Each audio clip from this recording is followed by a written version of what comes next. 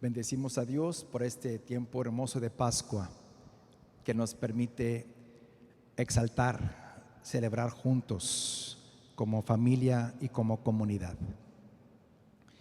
Hoy en la Iglesia Universal es el Domingo de la Divina Misericordia, segundo domingo de Pascua. ¿Sí?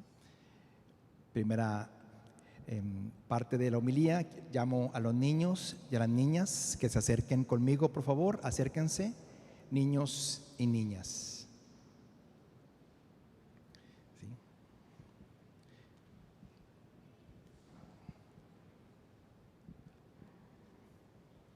Acérquense, acérquense.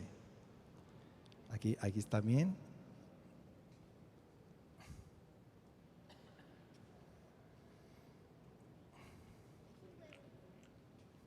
¿Qué es? Huevo. Atención, atención, mucha atención.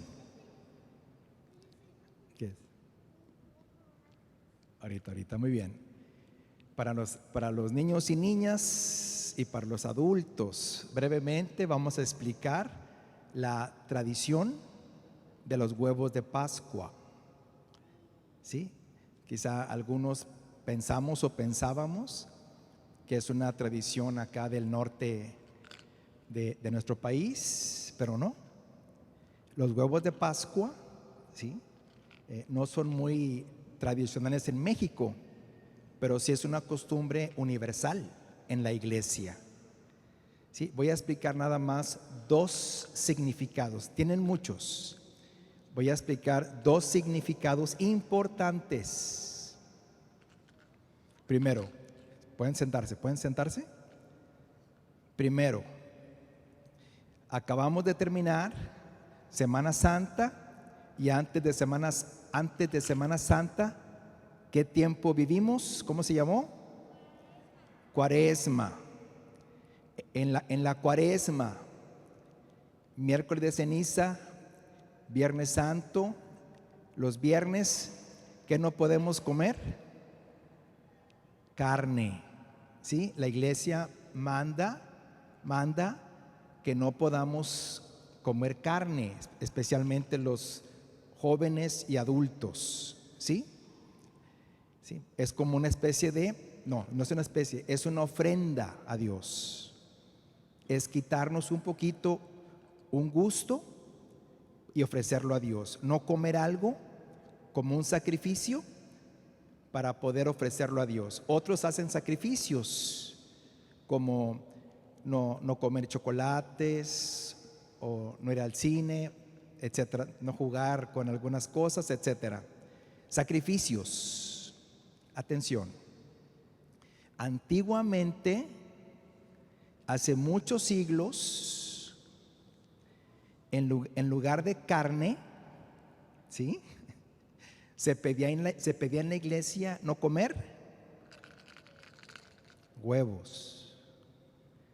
O sea, no podían comer huevos estrellados, huevos rancheros, machacado con huevo, huevitos a la mexicana, huevo con chorizo. No se podía comer eso en Cuaresma. Así es que niños y grandes esperaban la Pascua para poder comer huevito con frijolitos y todo eso, tortillas de harina. ¿Sí? Tenían que esperar la Pascua. Entonces en la Pascua la iglesia liberaba esta prohibición y los huevos se veían con mucha alegría y con mucho gusto, tanto que se pintaban, se decoraban, ¿sí? De muchos colores, ciertamente, el rojo especial, que significa la sangre de Cristo, el azul como este también, ¿sí? Entonces, un significado es que ya podíamos comer huevitos en la Pascua, por eso los huevos de Pascua. Esa es la primera. La segunda explicación, mucha atención. El huevo, ¿sí? La parte externa, la cáscara, el cascarón, asemeja a una cárcel o a una tumba. ¿Sí?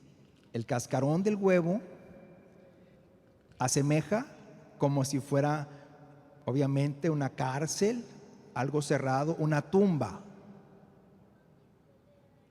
Una tumba. Pero ¿qué pasa el domingo de Pascua?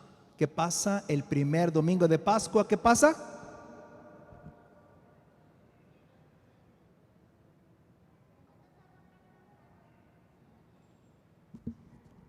El domingo de Pascua se rompe el cascarón, se rompe la tumba y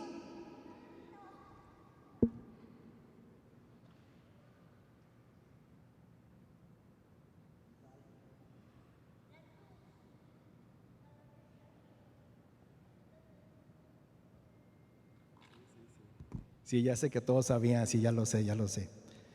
Ok, entonces, por eso es el segundo significado. El cascarón se rompe y sale Jesús. Jesús resucitado, como está aquí en esta imagen. Jesús resucitado, ¿sí? Pero ya más tarde, como los huevitos tenían mucha alegría, pues se pintaban de colores y se les metía, ¿qué cosa? Dulces y chocolates. Si se portan bien el resto de la misa, habrá una sorpresa al final. Podemos regresar con nuestros papás, por favor.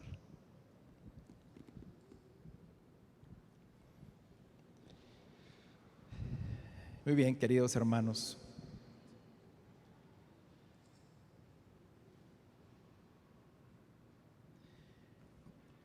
Quisiera compartir una reflexión con ustedes. Toda esta semana en el Evangelio hemos estado escuchando textos como el de ahorita, alusivos a la resurrección. Unos de ellos principales, Jesús resucita y los funcionarios o los sacerdotes judíos, ¿verdad?, habían escuchado que Jesús había dicho que resucitaría. Mandan entonces que se esparza por todas partes que el cuerpo no resucitó, sino que fue robado. ¿Sí? Es decir, negar la resurrección. Es decir, no hay vida, no hay resurrección. ¿Sí? Diciéndonos, Dios quiere la muerte, Dios quiere tu muerte. Como con el ciego de nacimiento, ¿recuerdan? Que Jesús lo curó en sábado.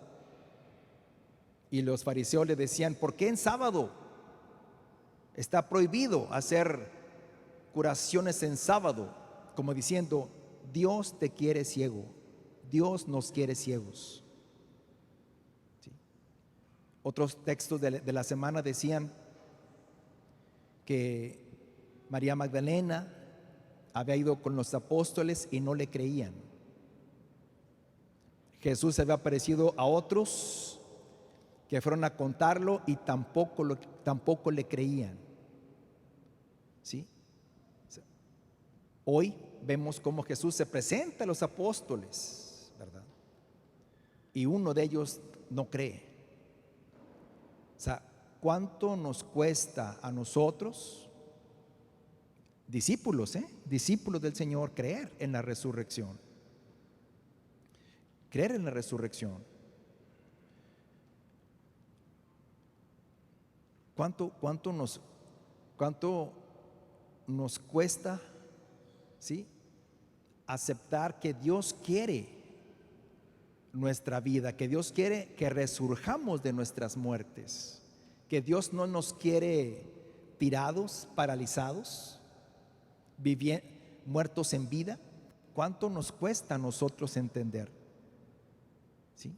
Y y nos oponemos, como los discípulos, como Tomás, como los fariseos, como los sacerdotes de ese tiempo. Nos resistimos a esta acción de Dios que quiere que salgamos de nuestra oscuridad, de nuestra parálisis, de nuestro encerramiento. Y sin embargo, fíjense, lo más importante de esto no es nuestra resistencia a creer. Ese no es lo más importante. Lo más importante no es cuánto nos cuesta creer en la resurrección de Jesucristo, en este paso de la muerte a la vida, ¿sí? En nuestra dificultad para dejar nuestras vidas muertas, nuestro anclaje al pecado, a la miseria, al egoísmo, a la vanidad, a tantas cosas. Eso no es lo más importante. Lo más importante, lo que sobresale, lo que no podemos callar, lo que rompe toda expectativa es, y nada más, la obstinación de Dios. Dios terco, que no obstante nuestra traición, la traición de Pedro, el abandono de los apóstoles, vuelve a confiar. No obstante que le quitan la vida, se vuelve a entregar. No obstante que lo agujeran las manos, el costado, vuelve a exponer sus manos a Tomás.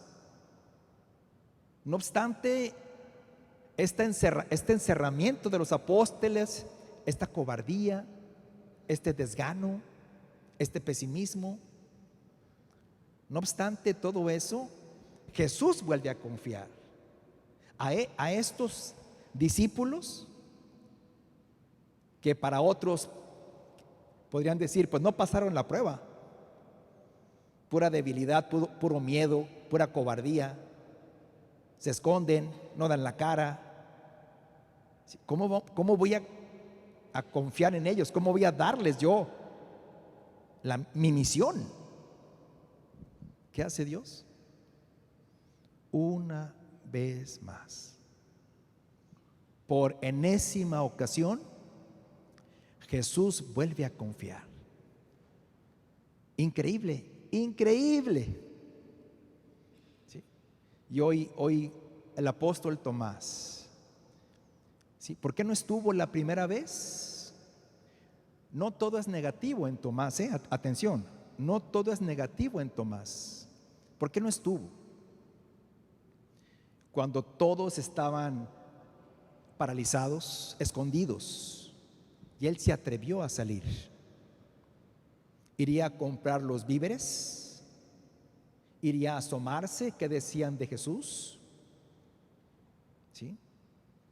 Iría a desafiar a los guardias, a los sacerdotes. ¿Por qué saldría Tomás? No sabemos. Lo que sí es cierto es que Tomás regresa a la comunidad. Tomás regresa a la comunidad. Uno puede pensar, Jesús ya se presentó con ellos. Jesús ya les dijo, la paz con ustedes. Faltaba uno, ni modo. No estaba, sorry, ni modo. Pero ¿qué hace el Señor? ¿Qué hace el Señor?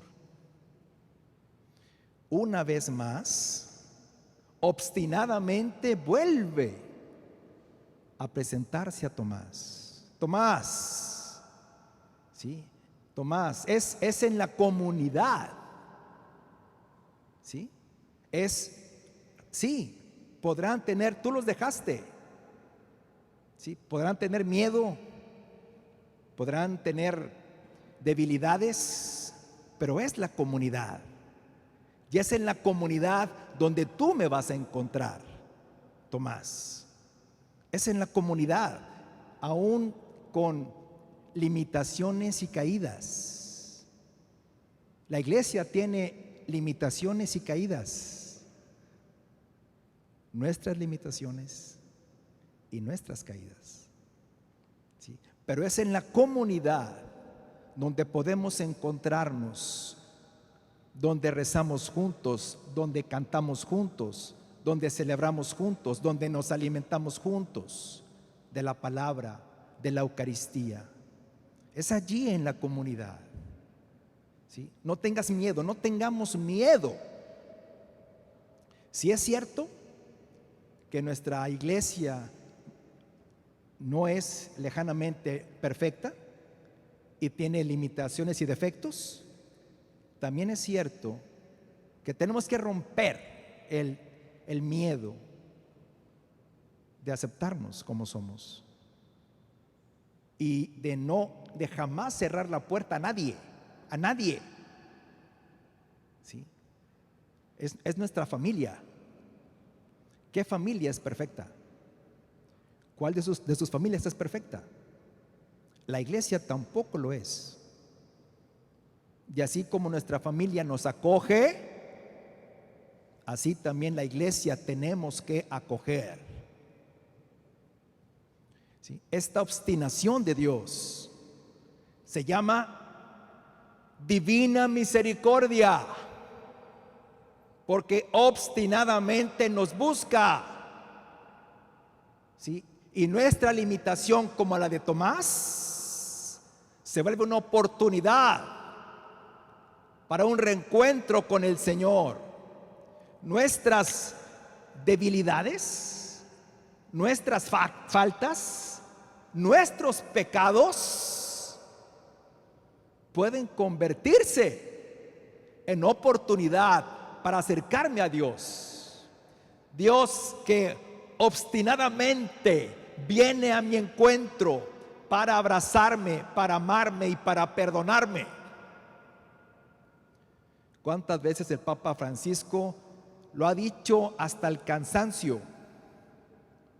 ¿Sí? Dios nunca se cansa de perdonar. No hay pecado que no pueda ser perdonado. Y en la iglesia, queridos hermanos, ¿sí? No es una iglesia de perfectos, es una iglesia constituida por pecadores, santa por su fundador, pero pecadores, que estamos aquí para abrazarnos, para caminar juntos, para amarnos, para perdonarnos. Quitémonos en la iglesia católica trajes de vanidad, de orgullo y de presunción.